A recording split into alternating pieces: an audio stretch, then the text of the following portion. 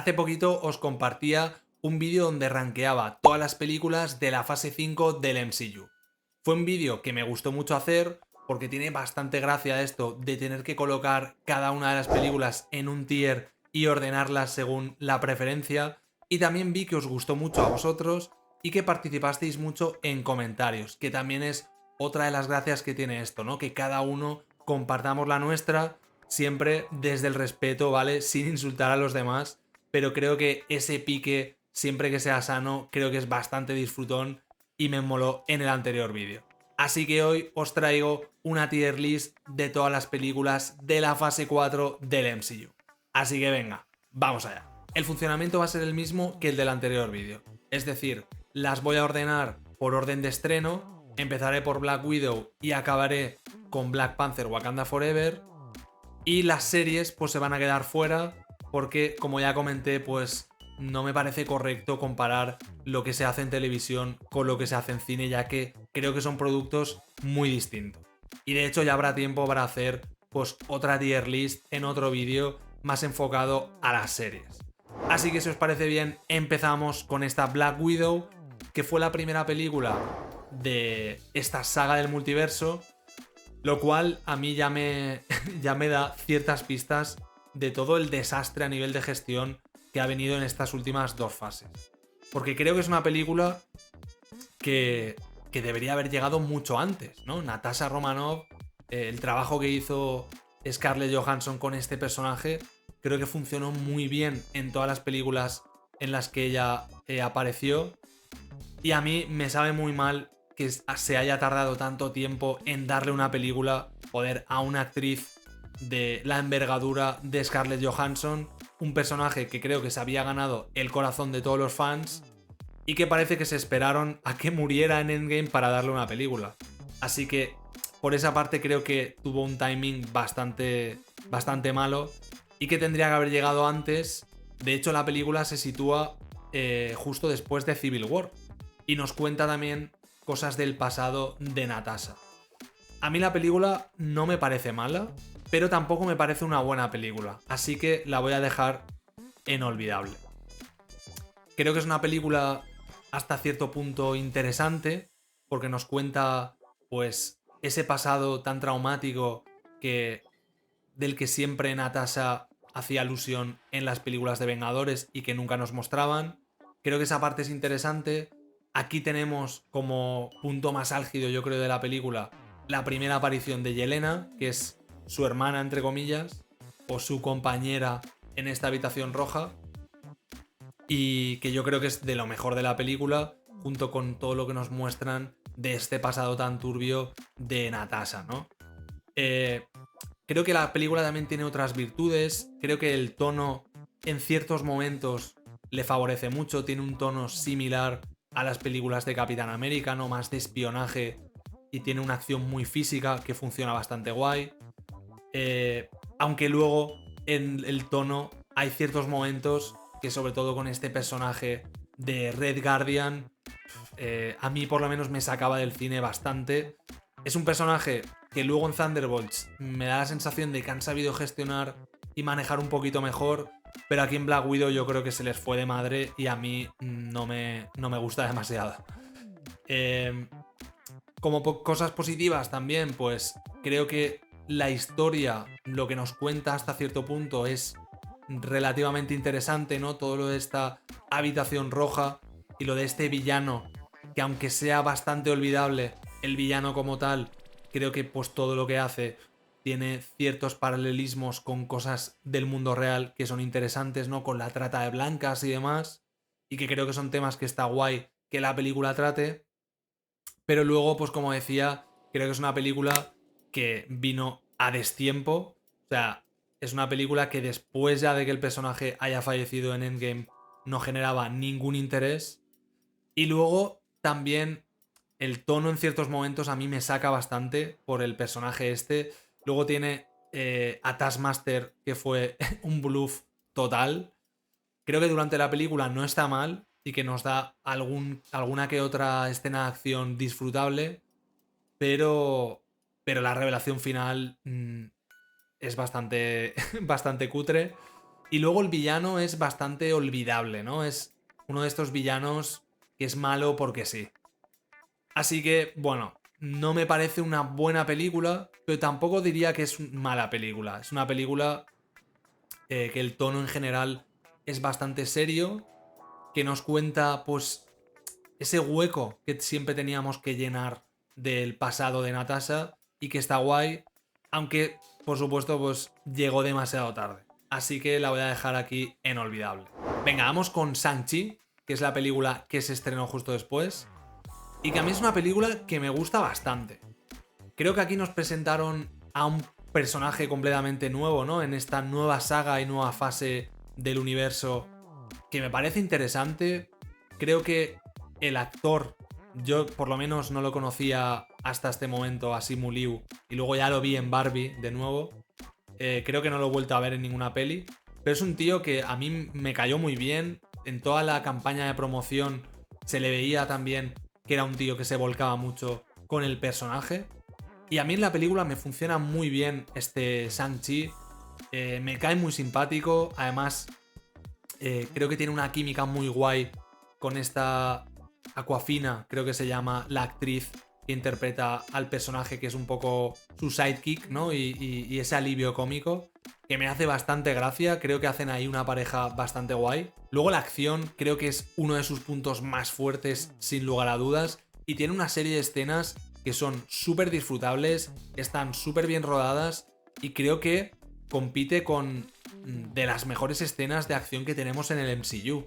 En este caso se trata de una acción muy de artes marciales, que es algo que no habíamos visto hasta el momento en películas del MCU, aunque muchas veces algunas de las peleas tienen influencia también en artes marciales, pero aquí es sin complejos y algunas de estas escenas, como por ejemplo la del autobús, son espectaculares, me flipan, son muy entretenidas, están muy bien rodadas y luego también tiene algún que otro guiñito a los juegos beat 'em up del mundo de los videojuegos que está muy guay. Luego también está esta otra escena en esta fachada, ¿no? Con este andamio de bambú, que está guapísima también, me flipa.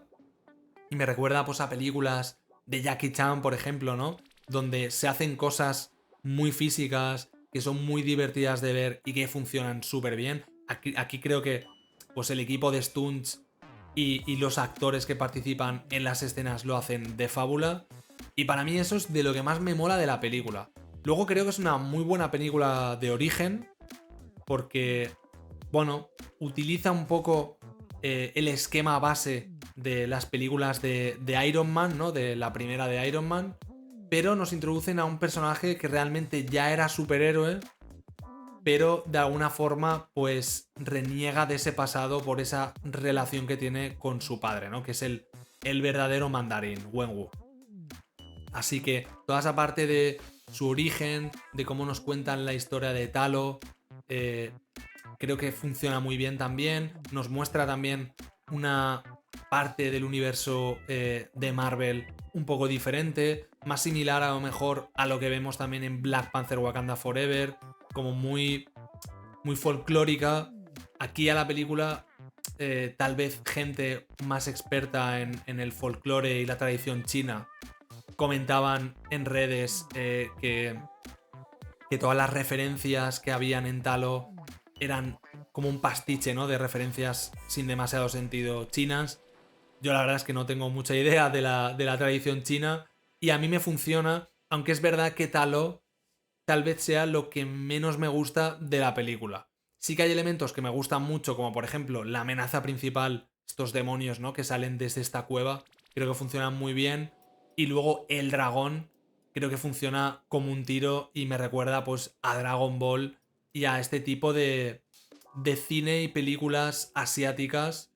Y a mí me funciona muy bien. Luego es verdad que hay otros animalitos que aparecen y parece, pues, no sé.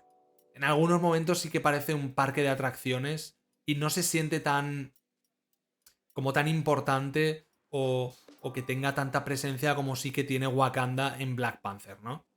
Pero bueno, más allá de eso y de que a lo mejor es una película que se sobreexplica en exceso en algunos puntos, ¿no? Porque es esta leyenda te la cuentan literalmente. O sea, hay una persona contándote la leyenda de Wenwu con los 10 anillos y en algún momento creo que la película pues, puede caer en sobreexplicarse en exceso.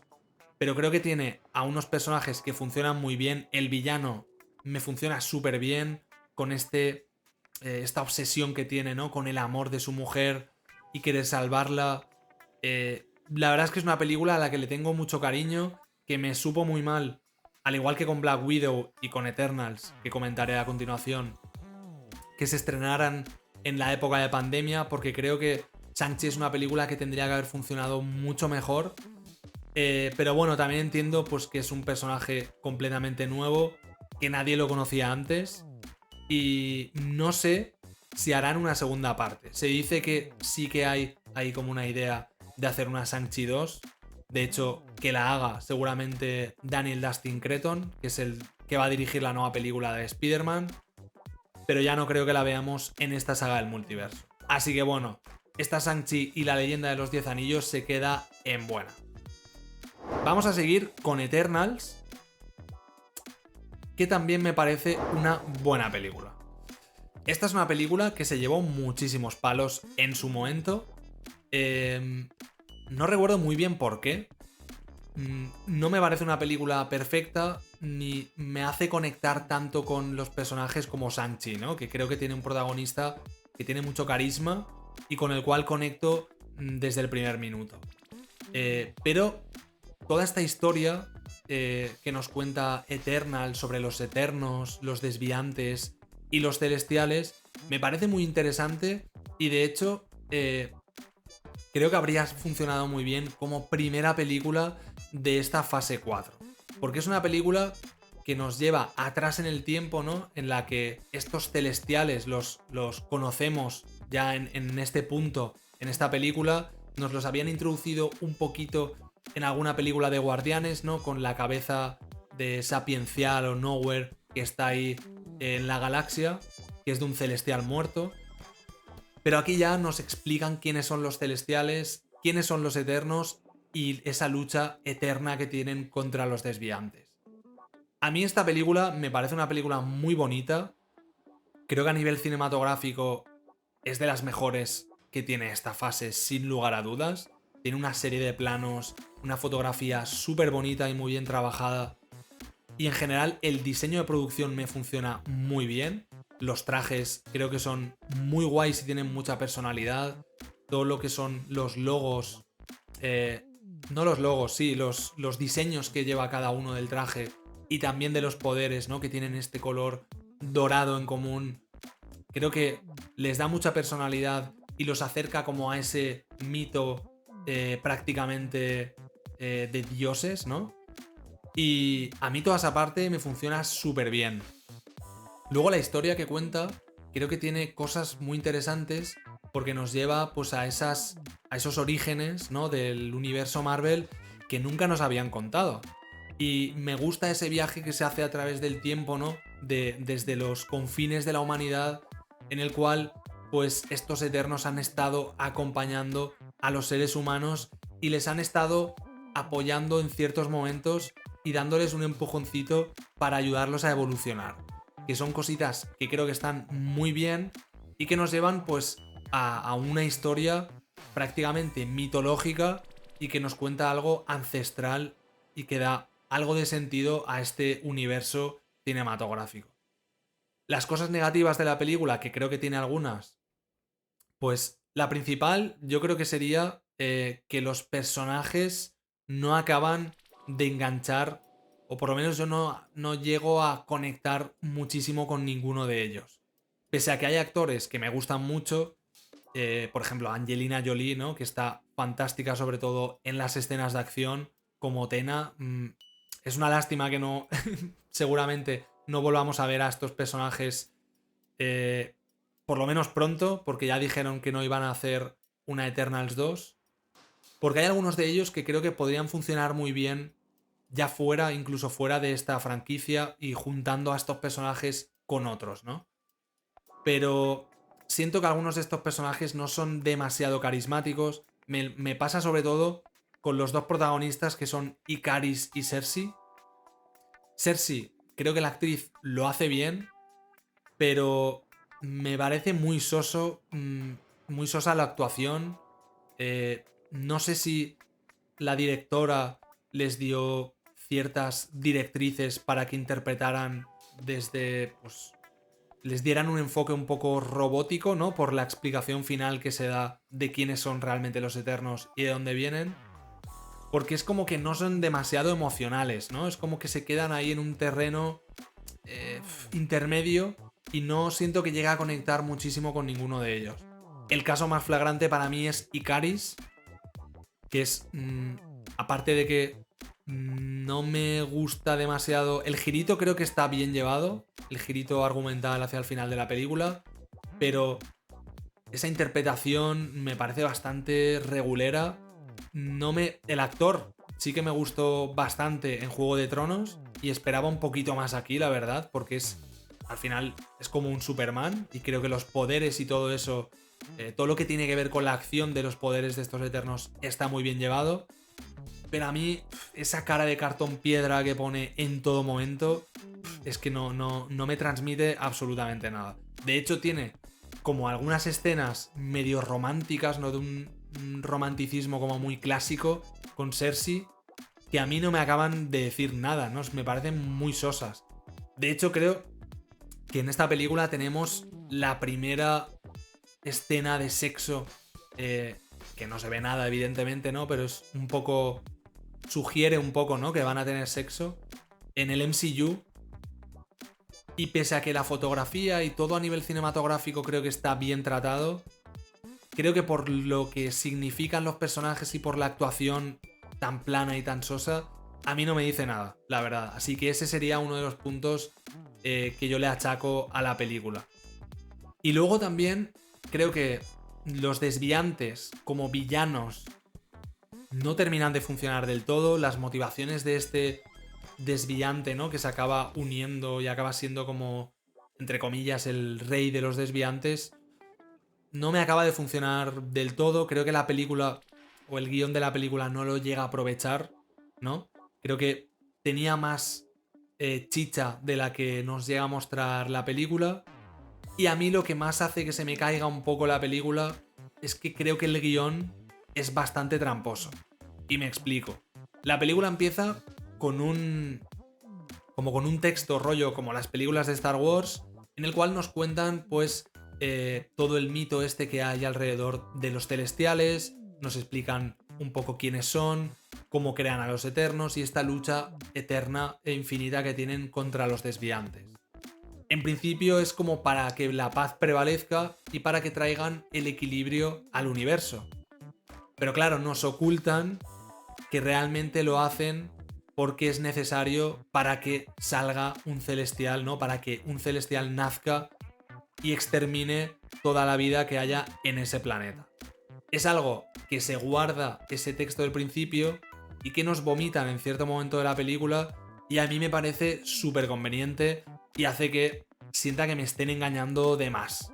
Es lo único así a nivel guión que no me funciona nada.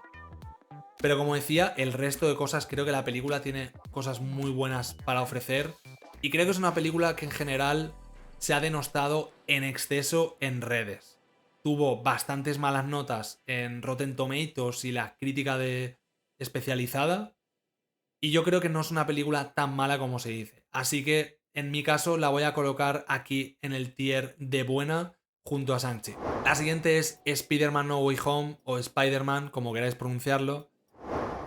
Y creo que esta va a ser polémica, porque es una película que gustó mucho en general y a mí no me gustó demasiado. Entiendo por qué gusta y hay cosas que me gustan de la película, ¿vale? No soy, no soy de hielo, pero aquí me he estado debatiendo y lo he estado pensando y no sé si ponerla en buena o en olvidable. Yo creo que para ser honesto conmigo mismo y con la experiencia que he tenido siempre al ver la película, la voy a poner en olvidable, ¿vale? Y me explico. Spider-Man es mi superhéroe favorito. Entonces eso hace que yo espere lo máximo de una película de Spider-Man. Por lo tanto, soy muy exigente, ¿no? Cuando veo una película de Spider-Man. Aunque por otro lado, soy consciente de que Spider-Man es uno de los héroes más conocidos en el mundo y es también de los más accesibles también para los niños. Así que tampoco le pido que sea de Batman, ¿no? Entiendo el tono que tiene que tener una película de Spider-Man y de hecho en el MCU toda la introducción del personaje me gustó mucho. Me gustó mucho en Civil War. Me gustó mucho también Homecoming. Creo que fue una muy buena película de inicio, ¿no? Que nos decía algo un poco diferente a las anteriores versiones que habíamos visto del personaje, que conectaba un poquito más con una audiencia un poco más adolescente y más joven, y me pareció muy bien, creo que estaba bien justificado. Y en ese punto me creo que este Peter Parker pues sea inexperto, ¿no? Y tome decisiones un poco a la ligera. Y luego también me gustó mucho en Infinity War y en Endgame, aunque en esta última película no sale casi. Creo que en Infinity War está muy bien dirigido por los hermanos Russo. Las escenas de acción en la batalla en Nueva York y ya luego en Titán con Spider-Man son espectaculares. Y esa relación y esa química que tiene con el resto de héroes y en especial con el Tony Stark de Robert Downey Jr. me parece brutal. Pero ¿qué pasa? Después de Endgame, creo que tanto en Far From Home, sobre todo en Far From Home, que me parece una película terrible en general, y la peor de Spider-Man, por lo menos la peor de Spider-Man live action que se ha hecho, creo que no han sabido cómo darle una progresión y un desarrollo al personaje que sea creíble y que vaya acorde a lo que yo creo que necesitaría desde mi punto de vista el personaje. Y esta No Way Home, creo que de primeras, pues tiene un montón de ingredientes que, manejados de una forma hábil, podrían haber dado lugar a una película muy interesante. Da lugar a una película espectacular, con mucho fanservice en ciertos momentos, sobre todo muchísimo fanservice, y creo que eso pues, nos hace a lo mejor olvidarnos de muchas otras cosas que hace bastante mal la película. A mí, de hecho, estoy hablando un poco con conocimiento de causa porque la volví a ver recientemente. De hecho, volví a ver algunas de estas películas antes de hacer la tier list. Yo esta es una película que os tengo que decir que en el cine me costó verla. Hay momentos que sí que me emocionaron bastante, ¿vale? Sobre todo lo relacionado con el Spider-Man de Tobey y de Andrew me gustó mucho, y con algunos de los villanos como el Doctor Octopus de Alfred Molina, sobre todo, que me gustó mucho. Y sobre todo esa parte final que ahora comentaré. Pero en general creo que el argumento y el guión de la película es bastante vago. Creo que está llenísimo de conveniencias. Este multiverso que nos presentan aquí no es nada coherente ni consistente. Es decir, los villanos vienen a este mundo, a este universo, se supone que porque conocen la identidad de Peter, y vienen en el momento justo antes de su muerte, pero están mayores, ¿no? Porque los actores evidentemente han crecido y están más mayores, pero luego los Spider-Mans no vienen desde ese momento, vienen de un momento futuro.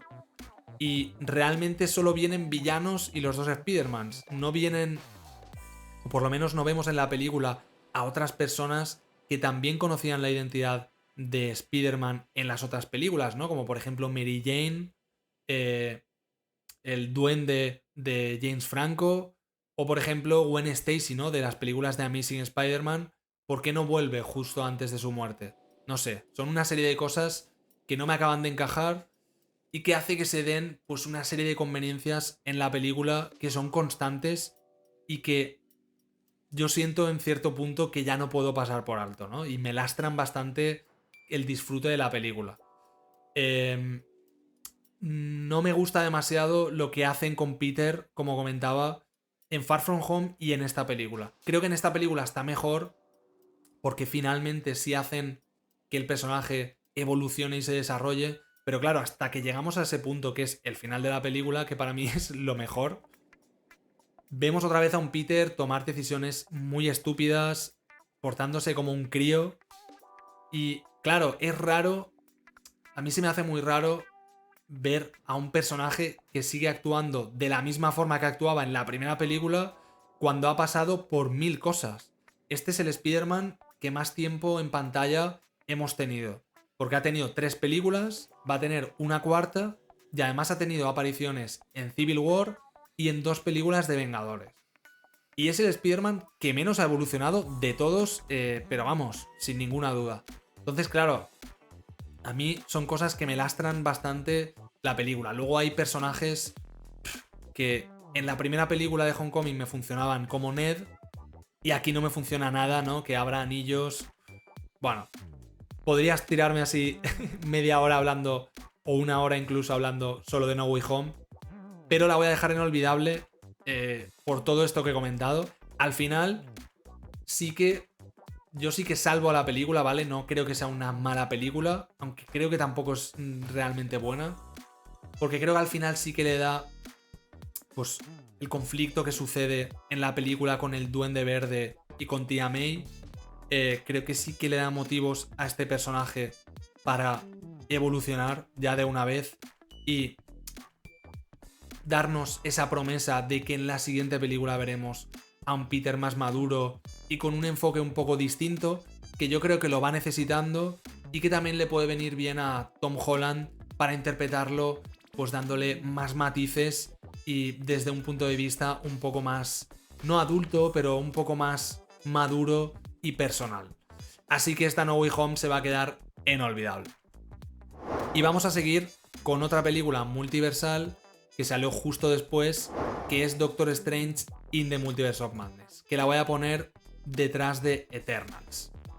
Esta es una película que creo que todo lo que tiene que ver con el multiverso lo gestiona bastante mejor que No Way Home, porque te da un poco de explicación, le da aquí un sentido un poco más mágico, ya que lo relaciona con el Darkhold, y creo que este viaje que hacemos y este fanservice que también tiene mucho la película, lo justifica bastante mejor que No Way Home, ¿no? Aquí voy a hacer muchos paralelismos con No Way Home, porque creo que esta película, aunque me deja que desear en algunos aspectos que ahora comentaré, creo que en lo que tiene que ver con multiverso lo gestiona bastante mejor que su antecesora de Spider-Man, ¿no?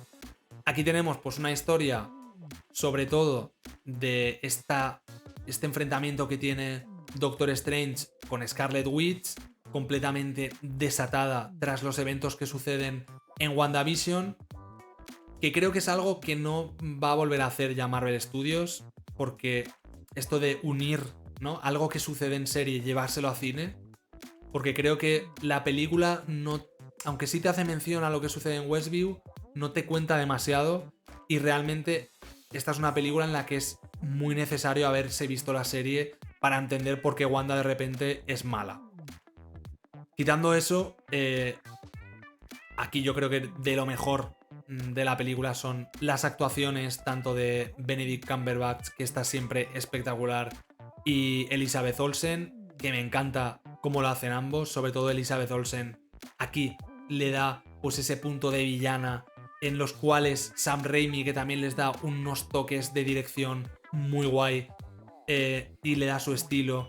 Creo que tenemos unas escenas incluso en las cuales se acerca al terror que a mí me funcionan muy bien y son muy interesantes.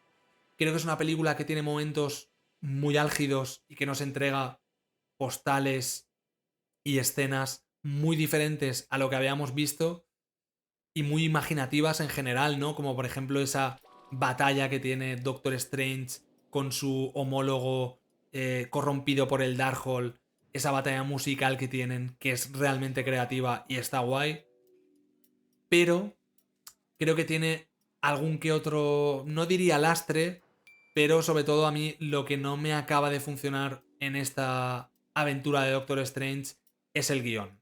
Y es que la película nos presenta a una Wanda que realmente se ha desarrollado este conflicto que tiene con su vida, con esta familia que ella se crea y con sus hijos sobre todo en WandaVision. Es decir, esa parte de desarrollo del personaje realmente interesante creo que ya la vimos en la serie y aquí tenemos pues esa consecuencia que la lleva a buscar durante toda la película a América Chávez, que al final es un MacGuffin con patas en la película. Así que, pues bueno, siento que esa estructura de persecución constante me acaba agotando un poquito y siento que es una película que se me hace muy larga. aunque hay momentos que son realmente brillantes, sobre todo a nivel dirección, creo que tiene mucha personalidad la película por momentos, gracias al toque de Sam Raimi, y sobre todo esa parte que tiene más que ver con el terror y demás, creo que está muy bien llevada. Creo que esa parte de exploración de personajes se queda un poco en la superficie, y aunque sí que ahondamos un pelín en este drama de Wanda y un poquito también en la relación de Strange con el personaje que interpreta Rachel McAdams, pues al final siento que es una aventura en la cual nos están tirando a la cara constantemente cosas multiversales, mágicas, para intentar impresionarnos y divertirnos, pero son una serie de recursos que me acaban agotando y se me hace bastante larga la película.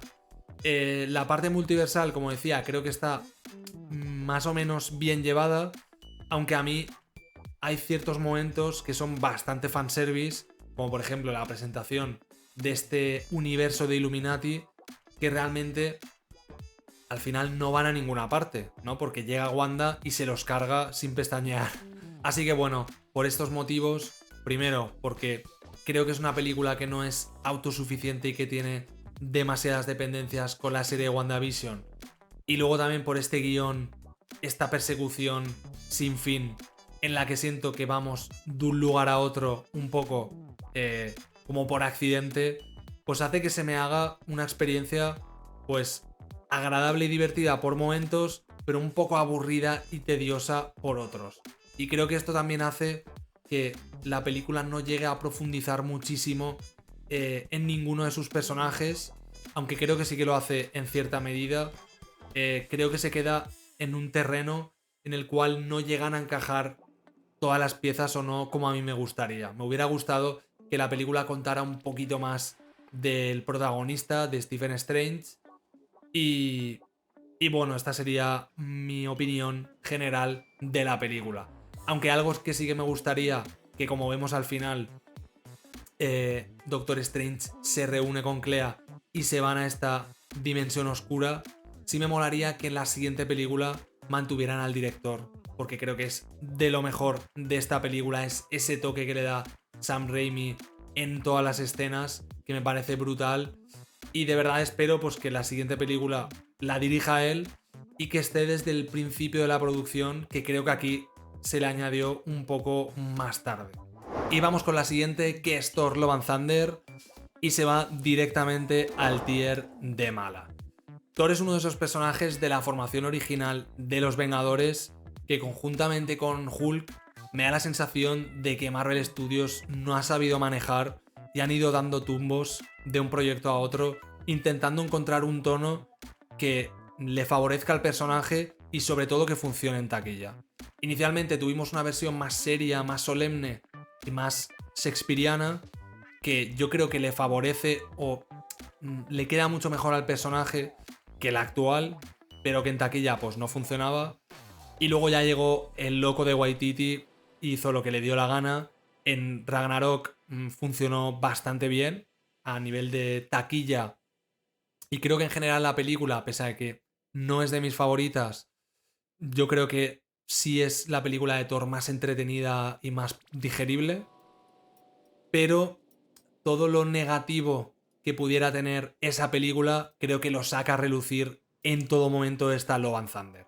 Es decir, para mí esta película refleja la peor faceta de Waititi, que aquí está completamente desatado, sin control, y que se pasa completamente de rosca. Parece que estés viendo una sitcom constantemente en la que va enlazando gags, y es algo que podría estar bien, que por ejemplo a Deadpool, que es otro tipo de humor, creo que es humor que está mucho más trabajado y con el cual pues viene Ryan Reynolds imprimiendo un poquito su personalidad al personaje, y también le pega mucho a Deadpool. Aquí a Thor es que yo no lo veo haciendo estas bromas, y para mí significa un lastre que me pesa en exceso. Esta es la única de estas películas de aquí que no fui a ver al cine porque no me llamaba nada la atención, y que pues a priori podría parecer que tiene unos ingredientes para hacer una película muy interesante, pero que lo que hace, el plato final que acaba cocinando, a mí no me sienta bien, básicamente. Tenemos aquí a un Christian Bale haciendo lo que puede con este carnicero de dioses que es Gore, que me parece seguramente de lo más interesante de la película, aunque queda un poco descontextualizado porque es una parte un poco más seria y más dramática que en contraposición al chiste constante del resto de la película, pues está como fuera de lugar. Luego está la historia de Jane Foster, que creo que también podrían haber aprovechado mucho más. Y se nota que te cuentan un poquito lo de su enfermedad por encima y no profundizan absolutamente nada.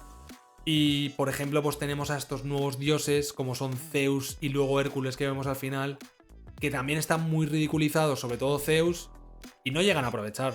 Así que, bueno, espero que la quinta película de la cual se está hablando ya de Thor, que me sorprende que un personaje que vaya dando tantos tumbos vaya a tener una quinta película.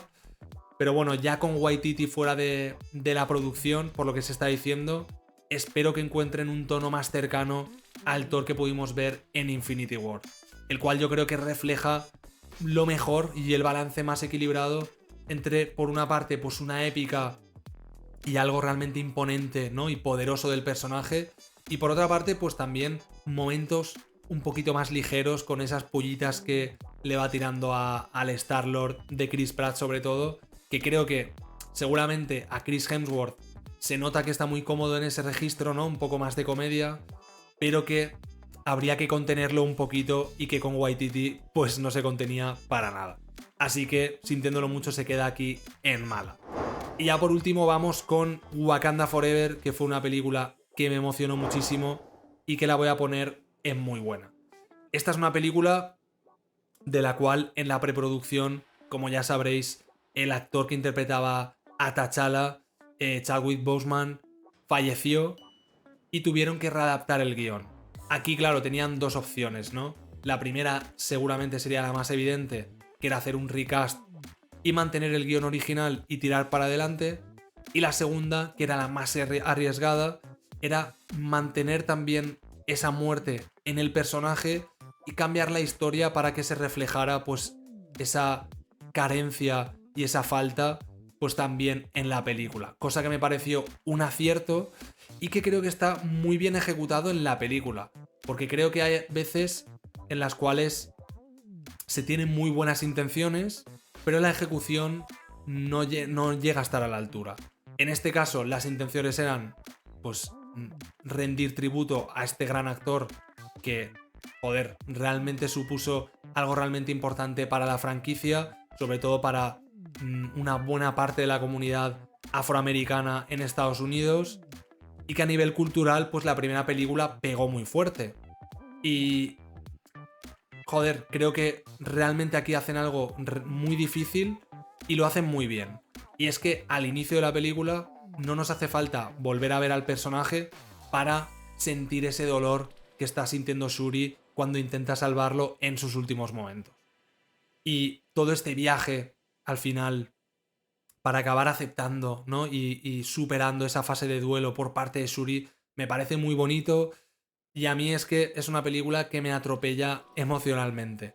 Creo que además también, pues, como decía, está muy bien trabajado el hecho de que el Black Panther, ¿no? Y el rey de Wakanda haya fallecido, porque en el guión, al final, notas que tiene un impacto en todo el universo, el cual, pues, desde los países pues, de Estados Unidos sobre todo, por parte de la CIA, pues intentan aprovechar esa situación para apropiarse del vibranium que tienen, ¿no? Porque Wakanda, como vimos en películas anteriores, finalmente termina abriéndose al mundo y esto al final les genera una sensación de, bueno, un estado de inestabilidad política y geopolítica en definitiva, que creo que la película trabaja bastante bien.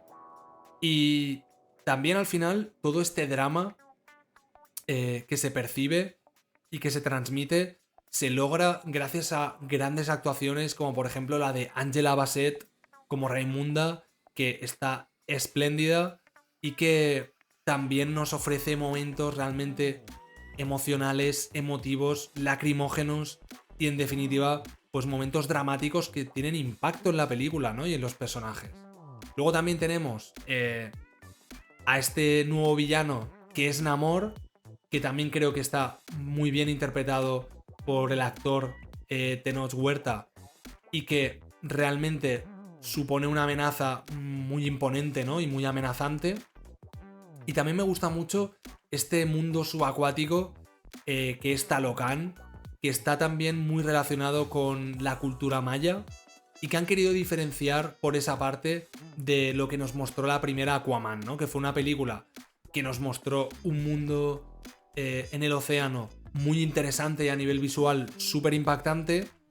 Y aquí pues lo han enfocado desde otro punto de vista y creo que le han dado una lectura bastante propia y que le da mucha personalidad. Algo similar a lo que ya hicieron en su momento con Wakanda, ¿no? Basándose siempre en culturas existentes en nuestro mundo.